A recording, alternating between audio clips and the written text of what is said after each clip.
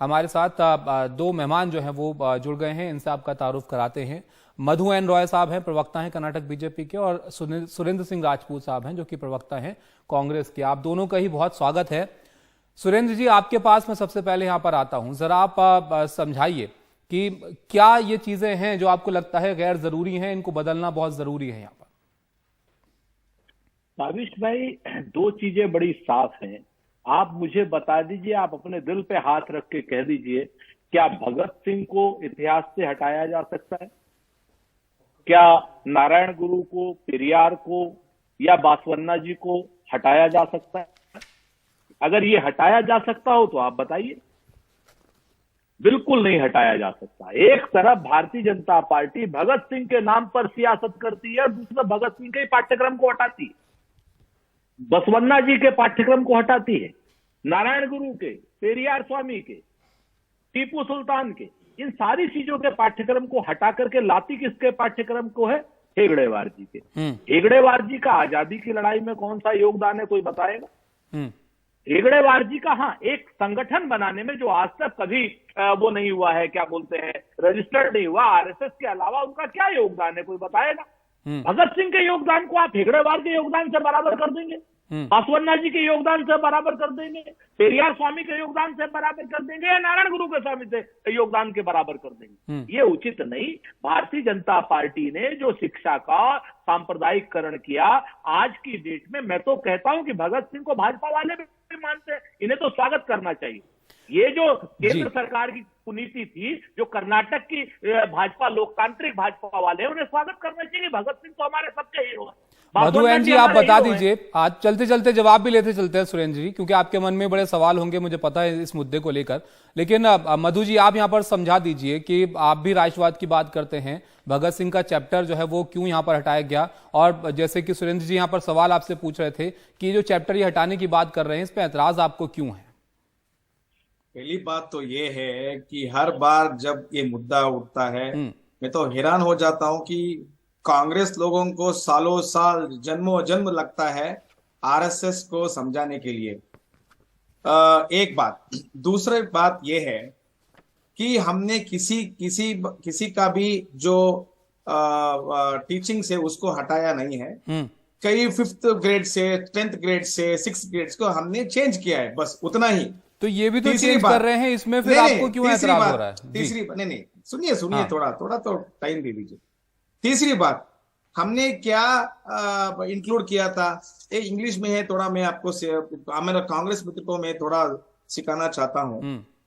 जो हेगड़ेवार जी का जो टीचिंग्स था, मैं इंग्लिश में पहले बात बोल दूंगा। We worship our flag considering it to be our teacher on the day of Guru Purnima. We do not worship any human. What is the proof of any individual to have achieved a great feat without any errors? Ideology alone is unchangeable and ultimate. इसको हमने पाठ्य पुस्तक में हमने include किया था। उसका अर्थ यह है कि जो विचारधारा जो है वो अपरम, वो दैट इज परम है। उसमें दिक्कत क्या है इन लोगों को? हाँ। उसमें कोई हमको तो देखिए, कांग्रेस लोगों को एक समझ आना चाहिए कि गांधी परिवार, नेहरू परिवार के अलावा भी कोई और है। तो इसका उनके जो टीचिंग्स है ना, वो उसके रिवॉल्व हो जाता है। नेहरू कौन है, इंदिरा गांधी जी कौन है, राहुल गांधी जी कौन है? हम तो भारतवर्ष के जो भी हिस्ट्री है, हमको वो हमारे जो स्टूडेंट्स है उसको सिखाना चाहते हैं। हम जो हिस्ट्री में इन लोगों ने नहीं दिया है, हम उसको टीच करने चाहते हैं। चलिए ठीक है, तो आपको लगता है कि इन चीजों के बारे में भी बच्चों को जानना चाहिए? सुरेंद्र जी, अरे जानना ही चाहिए। इन लोगों का तो असहिष्णुता है ये। चलिए सुरेंद्र जी, अगर नहीं सोचना चाहिए, शिक्षा का दायरा तो बढ़ते रहना चाहिए ना। अगर कुछ नई चीजें इन्होंने शामिल करी, उसके बारे में भी बच्चों को पढ़ना चाहिए। ये नई चीज नहीं है। एक बात नई चीज नहीं है, ये बात है अलग। हाँ, तो मतलब आपने कुछ चीजें एडिशन की, कुछ चैप्टर आपने शामिल किए, तो बच्चे अगर वो भी पढ़ लेंगे तो उसमें क्या दिक्कत है? दिक्कत ही क्या है? तीन बातें बड़ी महत्वपूर्ण है। मेरे जो विद्वान प्रवक्ता है कर्नाटक बीजेपी के, मधु जी, इन्होंने गांधी परिवार का नाम लिया। तो मैं इनसे पूछना चाहता हूं कि गांधी परिवार, नेहरू परिवार का कोई चैप्टर था जो हटाया गया? जवाब आता है नहीं। सही है। आपने किसका चैप्टर हटाया? आपने हमने चैप्टर किसी का भी हटाया हटाया भगत नहीं, सिंह का। ये गलत अरे बात मधु है। साहब, अब नहीं, थोड़ा एक सा बात शांत, साहब। धैर्य रखिए। नहीं, धैर्य एक बात, रखिए। हम किसी का भी हटाया प्लीज नहीं। Keep quiet. मधु जी सुन लीजिए, आप उसका जवाब दीजिएगा, ऐसे समझ में भी नहीं आएगी बात। जी सुनील जी बोलिए। आप भगत सिंह जी का चैप्टर हटाते हैं, आप बासवन्ना जी का उठाते हैं, आप पी लंकेश का हटाते हैं, और लाते क्या है जिसमें हेगड़ेवार जी का इतिहास में योगदान क्या है, और वो किस झंडे की, बहुत तिरंगे की बात कर रहे होंगे, हम चैप्टर नहीं हटाएंगे।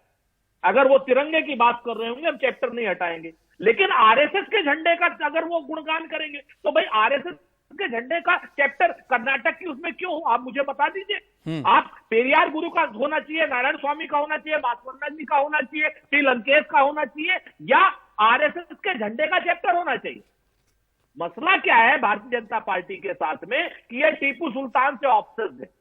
टीपू सुल्तान के नाम पर ये लोग धर्म की राजनीति करते। टीपू सुल्तान की जो राज्य मुद्रा थी, जो उसमें राम लिखा होता था, ये नहीं बताते कभी। टीपू सुल्तान की जो राज मुद्रा थी। सुरेंद्र जी, वक्त मेरे पास कम है, मैं बहुत जल्दी से इस पर जवाब मधु जी का ले लेता हूं। मधु जी आप बता दीजिए, क्योंकि वो सवाल ये पूछ रहे हैं, अगर कुछ शामिल किया जा रहा है बच्चों को पढ़ाने के लिए, तो उसको आपको बताना चाहिए कि आखिर ये जरूरत क्यों है इन चीजों को पढ़ाने की। देखिए भाई, और ये बताएं हेगड़ेवार का चैप्टर क्या तिरंगे का है? सुन लेते हैं ना सुरेंद्र जी, उनको जवाब देना दीजिए। हाँ सुनिए जी।